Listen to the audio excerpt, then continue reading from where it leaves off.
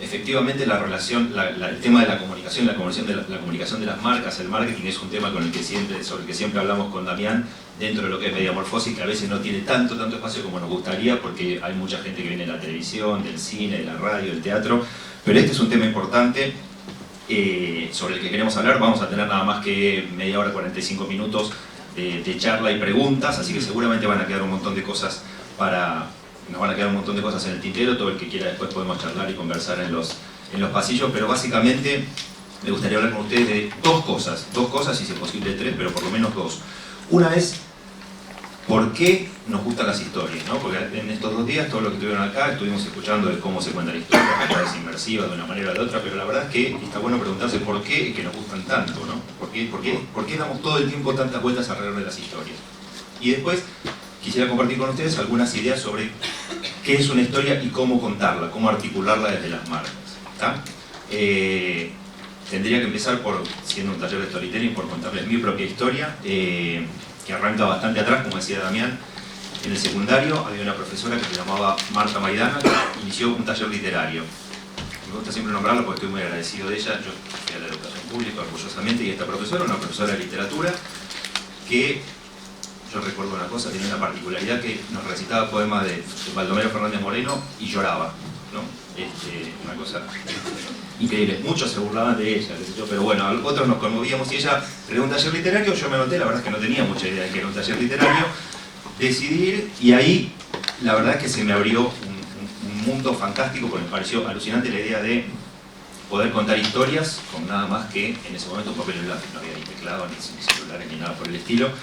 Si uno quiere jugar al fútbol necesita botines, 10 compañeros, pelota, arco. Si uno quiere escalar una montaña necesita equipo de seguridad. Una montaña, si uno quiere contar historias, lo único que necesita es dejar volar la imaginación, sentarse y escribirla. Así que eso me pareció fantástico.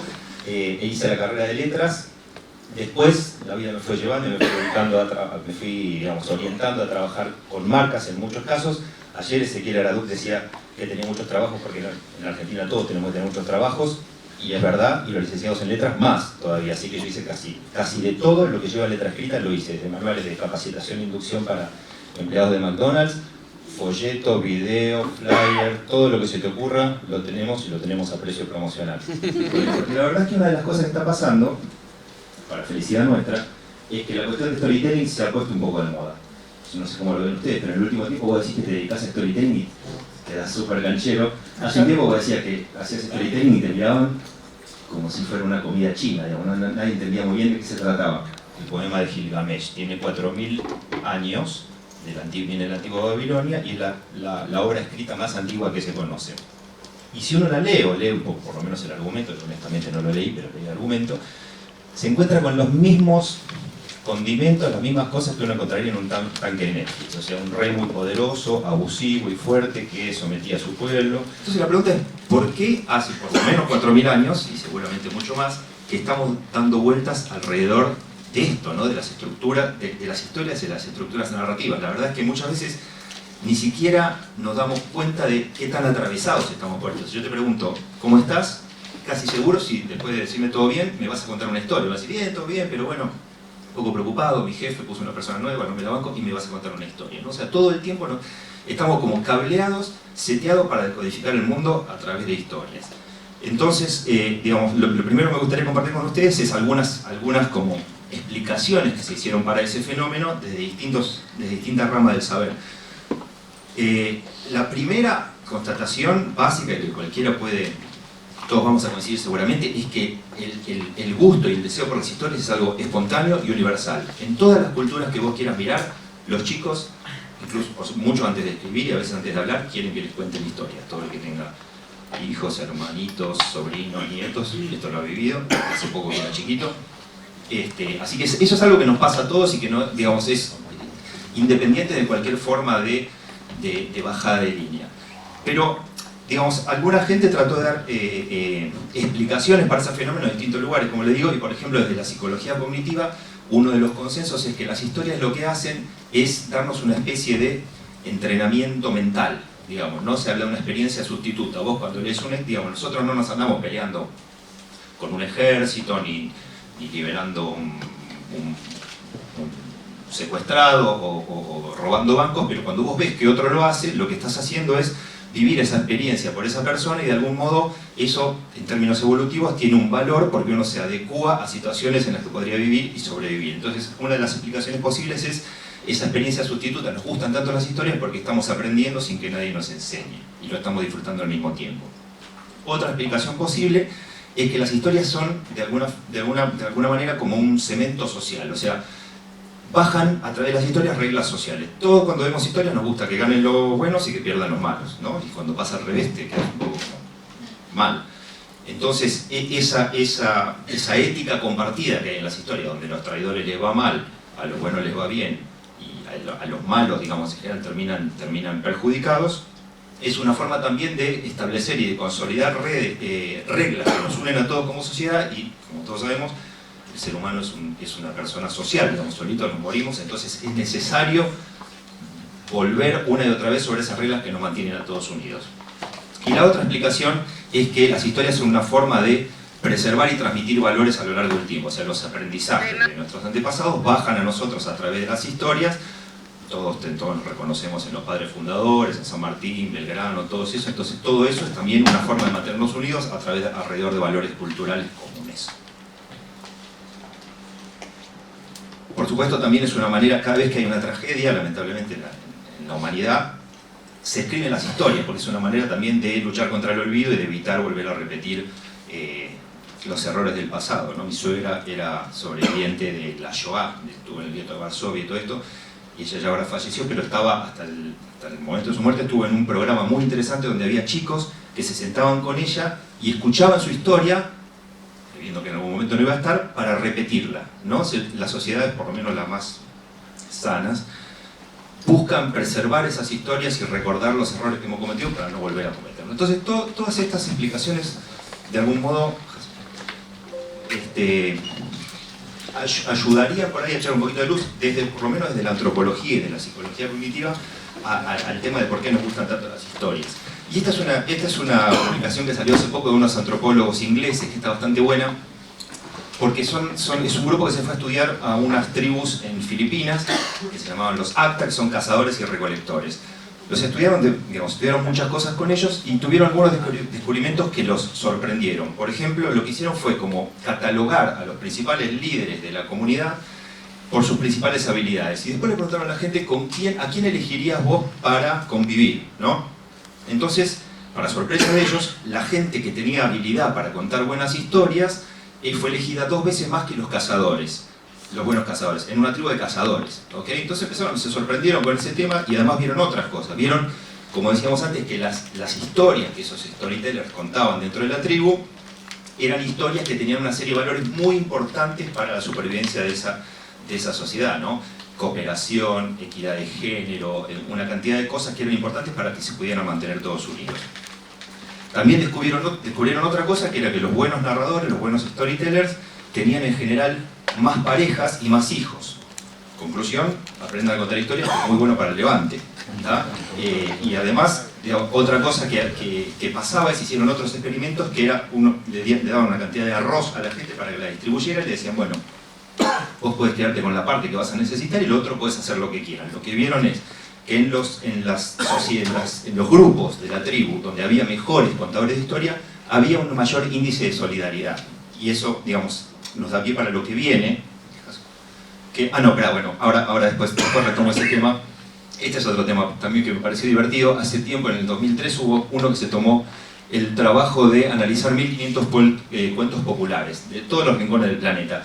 Y lo que vio es que en el 64% de los personajes empezaban solteros y terminaban casados, ¿no? Siguiendo esta idea de que las historias tienden a bajarnos línea, básicamente, casate, y casate significa, desde el punto de vista evolutivo, reproducite, ¿no? Cuando hay una serie de estudios que no nos vamos a meter ahora, pero sobre lo que son los héroes masculinos y femeninos, y en general están descritos, además que son muy lindas y muy lindos, como gente muy apta para la reproducción. Entonces, digamos, un poco, sin que nos demos cuenta, nos están bajando línea para que sigamos viviendo como especie. La otra cuestión es, las historias conectan la razón y emoción, y las historias las recordamos, los datos no. Si yo les preguntara a ustedes cuántos chicos se murieron en el conflicto de Siria, casi seguramente ninguno de ustedes me lo podría decir, se murieron un poco más de 15.000, pero eso es un dato que realmente no retenemos. Si les pregunto a ustedes si conocen la historia que está detrás de esta foto, casi todos la recuerdan. Así que, digamos, esto es importante porque muchas veces, no sé quiénes de ustedes trabajan, hoy estamos hablando de marcas, quiénes trabajan en empresas, pero las empresas se dedican mucho tiempo a generar información racional, planillas de Excel y todo esto, y si bien por supuesto todo eso es muy importante, la verdad es que si querés fijar un contenido, si querés que alguien se acuerde de algo, el camino más rápido y más corto es contarle una historia contundente que mostrarle muchos datos. Las mujeres cuando están dando a luz liberan mucha oxitocina, es una hormona buena onda.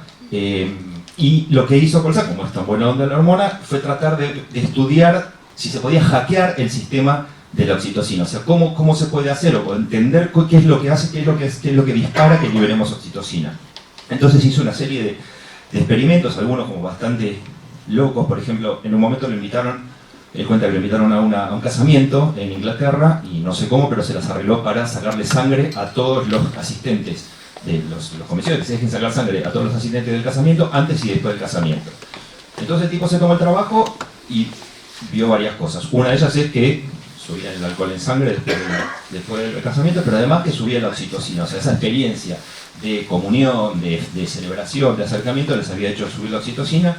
Y una de las cosas que cuenta es que lo que vio que la persona que más oxitocina le había subido en sangre era la novia, cosa bastante razonable, era el día en teoría más importante de su vida. ¿Y quién era la segunda persona que más le había subido la oxitocina en sangre? La madre de la novia. Correcto, la madre de la novia. No era el novio, no era el padrino, no era la madre de la madre de la novia. El estar expuestos a historias te eleva los niveles de oxitocina. Quiere decir, básicamente, que te vuelve más solidario y más empático. Lo que él dice es, las historias tienen una capacidad que es la de captar un recurso escaso, que es la atención.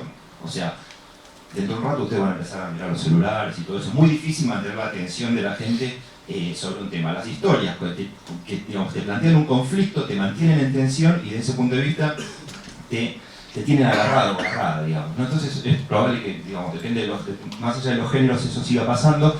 Y no solo eso, sino que lo que dice es, la gente que estuvo expuesta a la historia le sigue el efecto, ¿no? Dice, nosotros cuando éramos adolescentes íbamos a ver Rocky y después queríamos hacer box. O sea, te sigue la cosa, cuando ves una historia te quedas pegado con ese tema.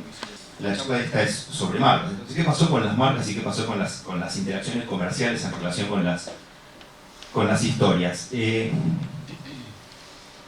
Yo tengo 51 años. Cuando tenía 8 o 9, una de las actividades centrales de mi mamá era ir a hacer las compras, y para eso iba con sus hijos. Nosotros somos 4 hermanos, íbamos todos juntos con ella al almacén. Y la realidad es que todas las interacciones comerciales en esa época se hacían uno a uno. Los más añosos recordarán los pretendedores, que fueron toda una sorpresa. Vos llamas por teléfono a un lugar y en lugar de atenderte a una persona te atendía si quiere tal cosa marque 1, si quiere tal cosa marque 2, qué sé yo, que era una primera cosa de despersonalización. Y eso no paró nunca más. Después apareció internet, aparecieron las redes sociales y apareció, digamos, la tecnología fue tomando el lugar de las interacciones humanas y las personas fuimos saliendo de las interacciones comerciales. Y a propósito de eso, yo quería mostrarles un video.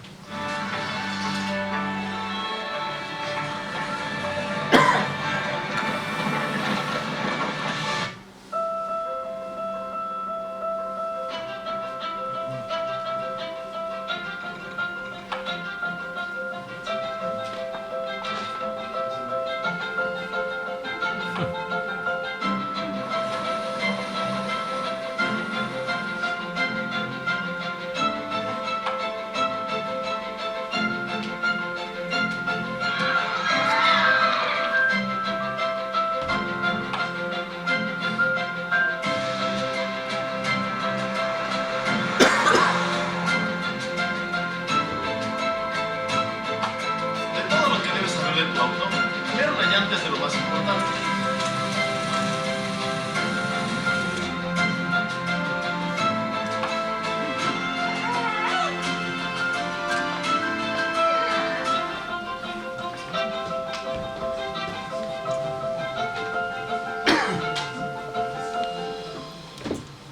La realidad es que la vida de todos nosotros se ha partido en esos micromomentos. de lo que te habla el video. Ellos hablan de, creo que son 4 micromomentos, por lo menos como cosa general, que es cuando querés saber algo, cuando querés ir a algún lugar, cuando querés comprar, y el cuarto que no me acuerdo dónde es, cuando querés hacer algo, viste que muchas de estas cosas dicen, bueno, ¿cómo hago para hacer algo? Y uno va a los tutoriales. Entonces, la realidad es que para los que están trabajando con marcas o para los que están trabajando con empresas, tenés un espacio en cierto modo bastante acotado, en cierto otro modo bastante amplio, pero sí bastante acotado para meter tus historias, para ver cómo vos entrás en la vida de esas personas, en la vida de esas personas sobre las que querés impactar y ayudar a tomar decisiones, ¿no? Esto viene de la mano de una gran cantidad de cosas, muchas de ellas se están hablando en estos días en Mediamorfosis, pero por ejemplo, una de las cosas que a mí me parecieron más increíbles aparecen como géneros de comunicación específicos y nuevos, que son como para satisfacer algunas necesidades muy específicas. Yo no sé si alguno escuchó hablar del género de unboxing, por ejemplo. Bueno, algunos me dicen que sí, otros no. Para los que no saben, el género de unboxing es toda una serie de videos que hay en YouTube de gente sacando productos de una caja. Así. Honestamente, nunca me hubiera imaginado que eso iba a pasar. Los chicos mueren por eso. Los chicos mueren por eso, pero también hay unboxing de productos tecnológicos y honestamente yo nunca me hubiera imaginado que alguien se iba a dedicar a ver eso, y sin embargo hay gente que tiene canales de YouTube con cientos de miles de seguidores y lo único que hace es comprar un producto cada vez y sacarlo de la caja. O sea, digamos, ha explotado el escenario de posibilidades y oportunidades para las comunicaciones. Algunas cosas se han restringido y otras se han multiplicado, ¿no? O sea, tenemos un span de atención de la gente mucho más corto, pero tenemos muchas más posibilidades de entrar, y es importante tener todo esto en la cabeza a la hora de pensar cómo hago con mi marca. Y cuando digo marca, hablo tanto de las grandes marcas como de las pequeñas marcas, ¿no? Porque muchas veces yo hablo con gente que está diciendo, che, yo tengo un emprendimiento, tengo que contar mi historia. El problema es igual para todos, ¿no? O sea, cada uno, por ahí leí algún artículo en algún momento que dice que recibimos más o menos de que nos levantamos hasta que nos vamos a dormir 2.500 estímulos de marketing por día, ¿no? Prendiste el teléfono, escuchaste la radio, saliste a la calle, ¿viste? 2.500. Si vos tenés una marca, sos uno de esos 2.500, con toda la furia 2. Entonces tenés un solo tiro para ocupar un lugar en la cabeza de la gente. Bueno, y este es el escenario en el que tenemos el espacio que tenemos para contar nuestra historia. Hay una diferencia importante. Yo trabajando con varios clientes me encontré con que a veces no está tan clara la diferencia entre lo que es una historia y lo que es una narrativa. Y me parece importante establecer las diferencias. Una narrativa básicamente es lo que los que trabajan en marketing o en comunicación conocen como el posicionamiento, ¿no? Eso es una lectura del mundo. Vos decís, bueno, mira, las cosas están de esta manera y yo me inserto en tal situación, ahora después les voy a dar un ejemplo, de este modo. O sea, es una visión del mundo, no es una historia. Una historia es un hecho puntual, vino fulano, abrió la puerta, entró, se encontró con alguien, hizo tal cosa y se fue. Esos son hechos puntuales. Las narrativas no, las narrativas tienen el final abierto, o sea, no tienen una estructura de introducción, nudo y desenlace, son formulaciones, digamos, que no son de comienzo y final, y las historias sí, las historias empiezan y terminan. Dice, atajos mentales en mundos complejos. O sea, las narrativas lo que te hacen es ayudar rápidamente a entender algún fenómeno, o por lo menos la interpretación de algún fenómeno, en pocas palabras. Hablan de nosotros mismos, mientras que las historias hablan de otro. Me están contando lo que le pasó a este fulano. De las narrativas nosotros podemos ser protagonistas, en las historias somos espectadores. Las narrativas proponen un nuevo orden, mientras que las historias son parte de la realidad. ¿A qué me refiero? Hay una nota que salió hace poco del Banco Mundial donde cuenta que, creo que se llama Jack Ma, el fundador de Alibaba, que es una especie de, ¿conocen? Fue a un encuentro mundial y todo el mundo estaba muy preocupado y fueron a preguntarle sobre qué pensaba por la guerra comercial que Trump había iniciado con China, y el tipo salió hablando de otra cosa y dijo, la globalización tenemos que perfeccionarla, necesitamos que en lugar de 60.000 empresas, que haya 60.000 empresas que manejan toda la economía del mundo, haya 6 millones de empresas que manejan la realidad del mundo. O sea, instaló una nueva narrativa. Dijo, tenemos que fortalecer a los pequeños negocios, tenemos que dar oportunidades a los que no las tienen, y cambió el eje de la discusión. Ahora después vamos a ver un video sobre eso. Espera. Las narrativas todas tienen como finalidad orientar la conversación, mientras que las historias generan conversación. La narrativa dice, che, no, tenemos que hablar de esto, mientras que las historias se viste lo que le pasó, pero en general generan conversaciones sin cambiar un poco la lectura que nosotros tenemos de la cosa más grande. Las narrativas tienen un estilo de manifiesto, no sé cuántos están familiarizados con eso, pero todas las marcas, por lo menos la más grande, tiene un manifiesto que es como una declaración de principios, ¿no? Mientras que las historias son un relato y las narrativas tienen que ver con la estrategia, mientras que las historias tienen que ver con la táctica. Este es un video de Alibaba que a mí me pareció buenísimo y se lo quería compartir, sobre una narrativa. 99% of people think they are nobody. 97% of companies are small companies. 92% of countries are small countries. 95% of athletes are unknown. Small can be calculated, but it cannot be ignored. So, we have a different point of view on small. We believe a small character has unrivaled power. A small action can touch millions of people. A small step forward can set a new record. Que también lo mencionaba, nosotros trabajamos con Mercado Libre y Mercado Libre tiene algo que ustedes pueden googlear que se llama Historias que Inspiran, que parte básicamente del mismo posicionamiento, ¿no? Si está todo, bueno, Alibaba, Mercado Libre, Amazon, parten de una narrativa que dice, bueno, nosotros le vamos a dar oportunidades, dice Mercado Libre, dice democratizamos el acceso al comercio, democratizamos el acceso a los pagos, entonces parten de una narrativa que es común, pero esto es una narrativa, y si vos ves las historias que inspiran de Mercado Libre, son las historias concretas del tipo que echaron de su laburo y con la plata que tenía se compró una máquina y empezó a vender a través de Mercado Libre. Unas son historias, otras son narrativas. En las marcas necesitan las dos, grandes o pequeñas, todas las marcas necesitan ordenar su razón de ser, su razón de existir en una narrativa y luego tener las historias que cuenten y que le den sustento a esa narrativa, ¿no? Me parece importante establecer esa diferencia. La pregunta es cómo contar una historia, ¿no? O sea, todo bien con esto, bueno, vimos un poco la complejidad que implica contar una historia en esta época y con, digamos, con personas hiperestimuladas comunicacionalmente. Ahí hay una noticia buena y una mala. La mala es que no hay una fórmula, o sea, como por suerte no hay una fórmula, ¿no? O sea, los conflictos humanos son básicamente siempre los mismos, pero pasa un poco como con las notas musicales. Son una cantidad limitada, pero hay infinitas combinaciones, con lo cual, la verdad es que no hay una fórmula para contar una buena historia. La buena es que sí hay algunos consejos que uno puede seguir y tener en cuenta cuando se proponga hacerlo. 9 consejos, que es la segunda parte de la charla que decía, 9 consejos que sugeriría que tengan en cuenta a la hora de contar una historia.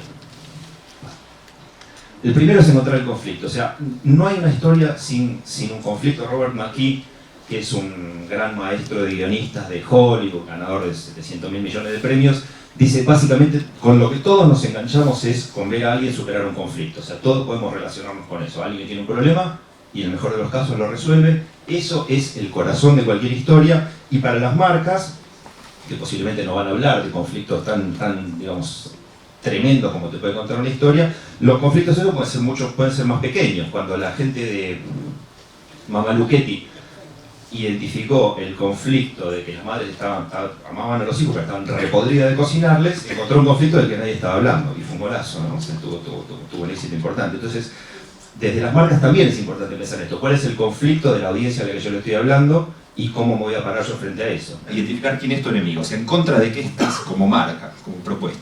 Trabajé hace ya muchos años en un proyecto para Activia, donde el enemigo era la dificultad de muchas mujeres de mover el vientre, vamos a decirlo así, y de realizarse y de tener un día pleno, ¿ok? Ese era el enemigo, y la marca construía buena parte de su discurso en función de ese enemigo. Ala salió hace un tiempo con una propuesta que decía, creemos que ensuciarse hace bien. Entonces, digamos, una cosa bastante loca, salieron a identificar como enemigo a los chicos limpios, ¿no? Un jabón en polvo. Pero bueno, hicieron una campaña que para mí estuvo muy buena. Y después hay algunos ejemplos en lo que es más la narrativa, las historias del cine. No sé quiénes vieron El talentoso Mr. Ripley, pero es una serie de novelas que están muy buenas. Hicieron esta película a partir de la primera, donde vos ves un personaje que en la mitad de la novela se te convierte en el malo, ¿no? O sea, con el enemigo uno puede hacer muchas cosas divertidas o innovadoras. En el caso de Breaking Bad lo mismo, decir, che, pero este tipo es un narcotraficante, un asesino, y yo estoy queriendo que le vaya bien, ¿qué me pasa? La otra es identificar al héroe, y acá también hay mucho espacio para la innovación. El héroe es, no sos vos como marca, sino es el tipo de actitud o de consumidor que uno promueve y defiende, ¿okay? Y ahí también hay algunos ejemplos divertidos. Hace un tiempo Diesel, unos cuantos años ya, salió con un manifiesto que decía, sé estúpido. y hacía toda una defensa, si lo googlean lo van a encontrar, de la estupidez. Y entonces decía cosas como esa, ¿no? Los inteligentes pueden tener cerebro, pero los estúpidos tienen pelotas. Y salían con una cantidad de cosas así, de una defensa de la estupidez. Entonces decían, mi héroe es la persona que se anima a ser estúpida. Y le fue muy bien, la verdad.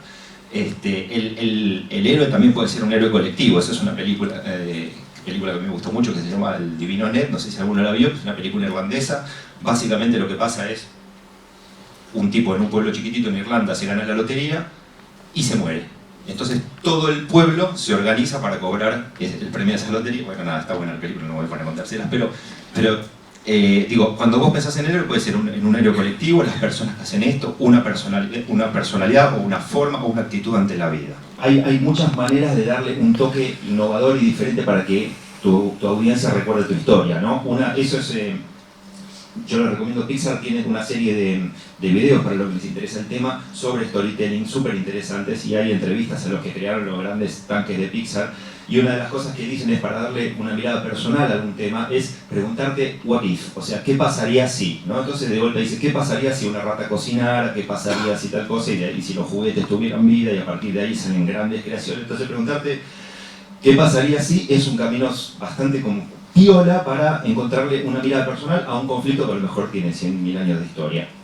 Y después también, no sé quiénes han visto The Affair, que es una serie que está en Netflix, pero que también a mí me pareció, la traje porque me parece interesante. The Affair básicamente lo que cuenta es un triángulo amoroso, o sea, son dos parejas, el señor de una se enamora de la señora de la otra, pero básicamente, entonces hasta ahí nada nuevo, pero lo que sí tiene de interesante es que cada capítulo te parte la acción en dos, ¿la viste? Entonces, te cuenta en las dos mitades lo mismo, pero mirado desde distintos personajes. Entonces, y vos ves las diferencias y es como hay todo un juego y todo un chiste con eso, las personas están vestidas distintas, o sea, juega con la idea de la memoria.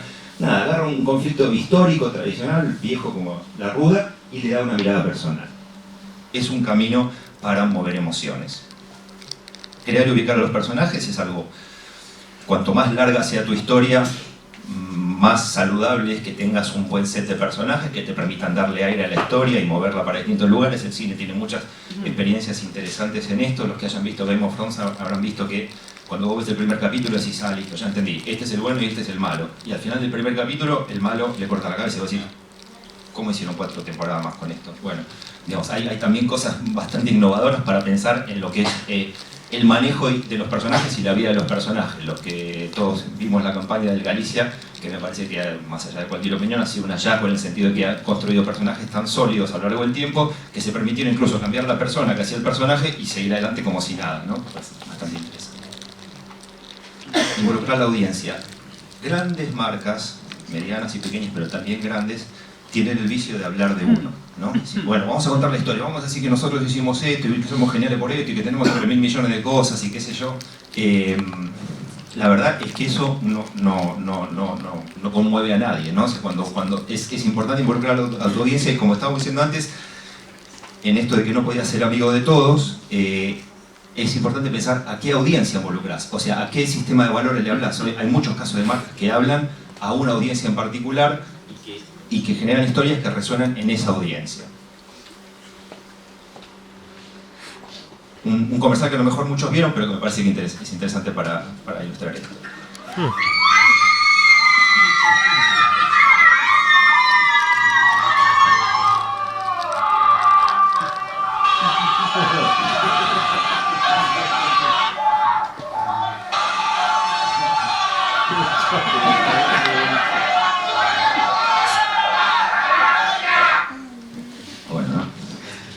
Para una audiencia masculina, simpático.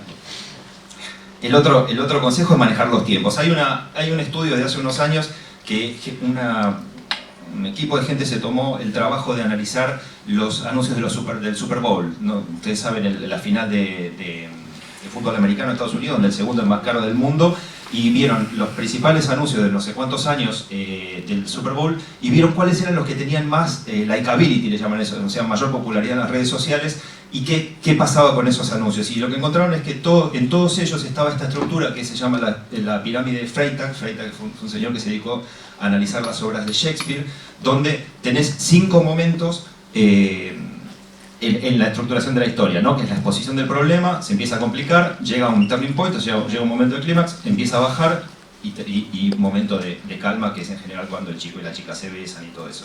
Entonces, lo que decía este estudio es que independientemente de que sea un comercial con sexo, con humor, con celebrity, sin celebrity, los comerciales que tenían esta estructura narrativa eran los que eran más gustados y los que tenían mayor capacidad para generar conversaciones. Me parece interesante, no sé si es necesariamente así, es un dato, pero bueno, me parecía importante para compartirlo. Y por último, en toda buena historia hay un buen comienzo y un buen final, y ahí mis recomendaciones vayan a la literatura. Hay finales, hay comienzos que me parecen espectaculares. Uno de ellos es el de la crónica de una muerte anunciada de Gabriel García Márquez. El tipo te dice ya desde el título, te dice, che, acá yo te aviso que alguien se muere. Y por si no te quedó claro, cuando empieza dice, el día que lo iban a matar, Santiago Nazor se levantó a las 5:30 de la mañana para esperar el buque en que llegaba el obispo. O sea, te dice, este día lo van a matar. Y vos igual te lees toda la novela. Esto me parecen comienzos espectaculares y para el final lo mismo, ¿no? O sea, guardate un recurso para terminar muy arriba y para sorprender a la audiencia. Bueno, lo que viene lo pasamos muy rápido, porque ya nos estamos quedando sin tiempo, pero esto tiene que ver con todo lo que estamos hablando acá en Mediamorfosis, ¿no? Es decir, hay un montón de tendencias que tienen que ver, que enmarcan la forma en que estamos contando historias hoy, que tienen que ver con, por un lado, con que todos somos storytellers. Los que escucharon ayer a Esteban Menis habrán escuchado su caso, que me pareció espectacular y que está lleno de esos, y él habló justamente de eso. Es cualquiera, hoy ya no necesitas a los grandes medios. Tu contenido lo pones a la disposición de la audiencia en un segundo sin ningún problema. O sea, todos podemos contar nuestras historias. Eso tiene un lado B, que es la batalla por la atención. Es una batalla muy disputada. Por suerte empieza a haber bastante conciencia sobre este tema, sobre todo sobre los mecanismos que generan las plataformas de redes sociales para captarnos la atención para lo que les interesa el tema. Yo creo que a todos nos tendría que interesar. Hay un sitio que se llama Time Well Spent, o sea, tiempo bien pasado, bien gastado, que son una serie de ingenieros que habían trabajado con Facebook, con Google, y que desarrollaron los sistemas que nos mantienen a todos enganchados. Por ejemplo, fulano te trae una foto, vos no podés dejar de ir a mirar eso, ¿no? Y en realidad lo que estás haciendo es gastar una cantidad de tiempo en algo que es bastante intrascendente y que no planeabas hacerlo así, ¿no? O sea, no sé si se entiende, hay un montón de mecanismos así que las plataformas fueron desarrollando en los últimos tiempos, que están destinadas a captarte la atención contra tu voluntad. Pongo por caso, termino un capítulo de Netflix, arranca el siguiente en 20 segundos, o sea, si no te avivas, arranca, y bueno, ya que estoy me lo veo. Lo mismo pasa con YouTube. Hay una nota interesante al tipo que creó el like en Facebook. Facebook cuando nació no tenía el like, y de golpe crearon el like y fue una revolución, porque la gente se recontra enganchó, porque a todos nos pones algo y estás mirando, querés que te pongan el like, ¿no? Bueno, entonces la batalla por la atención y el ancho de banda mental es una batalla muy disputada. Hay muchas cosas que están pasando ahí. Los micromomentos es lo que hablamos antes. Estamos digamos, frente a una vida en la que todo está partida en millones y millones de micromomentos, donde el celular es una herramienta clave. Los nuevos géneros también hablamos, unboxing, y hay otros por crearse seguramente. Machine Learning e inteligencia artificial, ahora mismo no sé si van a llegar, pero está hablando Rachel Gilbert sobre inteligencia artificial. Hay ya también películas creadas a partir de inteligencia artificial, con lo cual no sé de qué vamos a elaborar, pero bueno, me parece que es un tema para monitorear. Las realidades inmersivas también aquí tienen montones de cosas para ver sobre lo que son desarrollos en realidades inmersivas. Todo esto no quiere decir que los viejos medios todavía no sirvan. El año pasado los que estuvieron en Mediamorfosis, las chicas de SCAM, que contaron un caso de televisión, digamos, pero mirado de una manera innovadora. O sea, no es que ya, digamos, como viene la realidad aumentada, la realidad virtual y todo eso, tenemos que olvidarnos de los nuevos medios. El caso de Kipu es un caso fantástico también de Perú, que se hizo a partir de teléfonos y conexión a internet, y las narrativas son transmedia.